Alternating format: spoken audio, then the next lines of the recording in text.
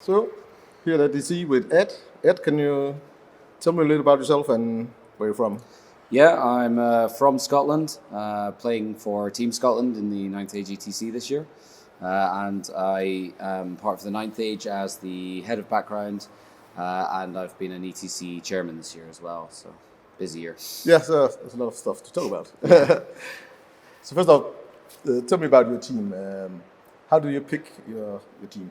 Yeah, well, this has been a sort of 2-year project. So last year I took over from Felix Newman, who was the captain, and he wanted to encourage the scene in Scotland, and so we have picked a captain who's from Scotland.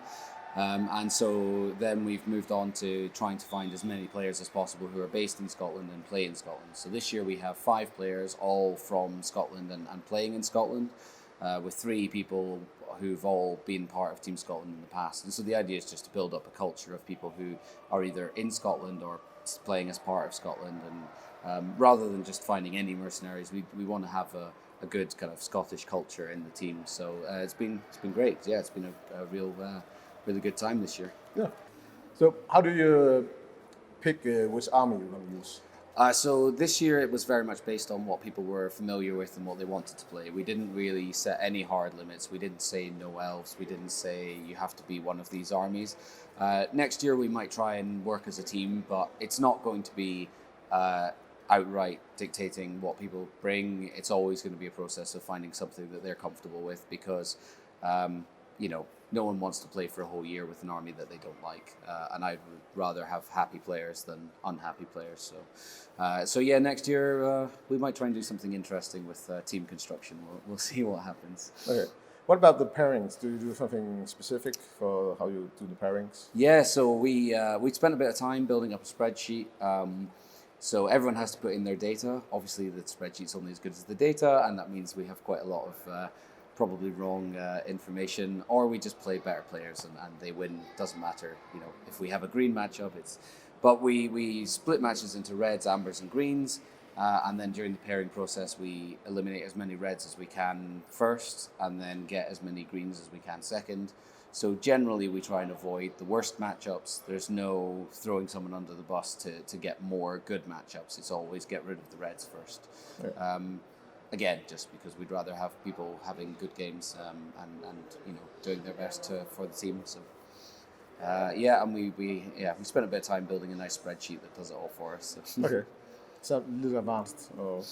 Yeah, fortunately I didn't have to do the technology part, so okay. Otherwise it wouldn't have got done. So tell me about being a chairman for the ETC. Yeah, I mean, to be fair, that the chairman part isn't the most work. We organised the vote for the next host, which Luxembourg won. I've been involved in trying to rewrite the charter to make it a little bit more structured, a little bit more formal and covering everything, especially with some of the issues that have come up over the last few years. Discipline has been one, and a few things that just could be tidied up. So I've done a big rewriting exercise, which will go to the captain soon. Other than that, we manage teams and list submissions and everything that builds up towards the ETC, including appointing referees, and it's mostly just working with the organisers. But I mean, it's been quite interesting. It's been quite eye-opening to be involved behind the scenes, and yeah, hopefully the ETC will continue for many years and continue to grow. I hope. Yeah, it's yeah. Let's talk about the 9As then, because you were very involved there. Yes. Yeah, you're like a head of background, and you're also on the executive board. Yes. Yeah. So executive board. Background came first.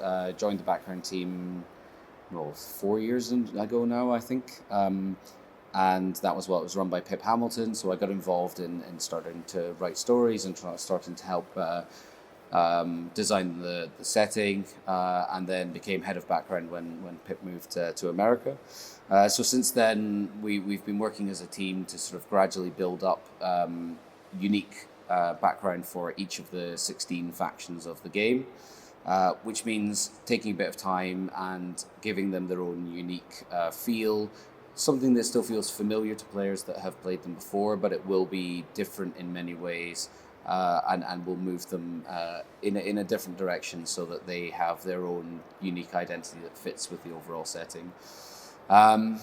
So that's been a big ongoing project. We've had 4 full books that have been published, 2 which have been reworks including the rules and the background together. We're currently working on 2 more. Infernal Dwarves is sort of quite well advanced into the design process, and Dread Elves is just beginning. The aim is to keep pushing that on. We'll start developing multiple books at the same time, and each one will be at a different stage of the development process, and we'll have Infernal Dwarves hopefully out to test later this year. Yeah. What's your background for doing stuff like this? So why this compared to like rules teams, or you have some kind of passion like writing? Yeah. I mean, first of all, the reason not rules team is because I would be rubbish. I'm nowhere near good enough at the game. I've been reading, writing, and playing fantasy games and settings since I was about 5 or 6. I've run multiple roleplay games in different settings, so sort of vampire and fantasy settings. I'm a copyright lawyer and intellectual property lawyer by trade, so not necessarily the ideal fit, but I think a lot of lawyers imagine themselves to be writers. So basically just a lot of time and a lot of effort. And to be honest, the best thing about being the head of the background team is that I have a very skilled group of people who work with me and help to create the setting. So we have archaeologists, we have military historians, we have economists, we have a huge range of skills, and then the art team as well, who help to flesh out the world, and they have a great amount of talent, and I've just seen the cover which is being designed for the Infernal Dwarves book, and it is beautiful. So just everything coming together and coordinating that's my biggest task and my biggest privilege for being in the Ninth Age. Yeah. What's your favorite race background wise? Whatever one I read last. It's genuinely, it changes over time. So I'm really excited about Vermin Swarm. I think when people get a bit more of a flavor of that, they'll be really excited.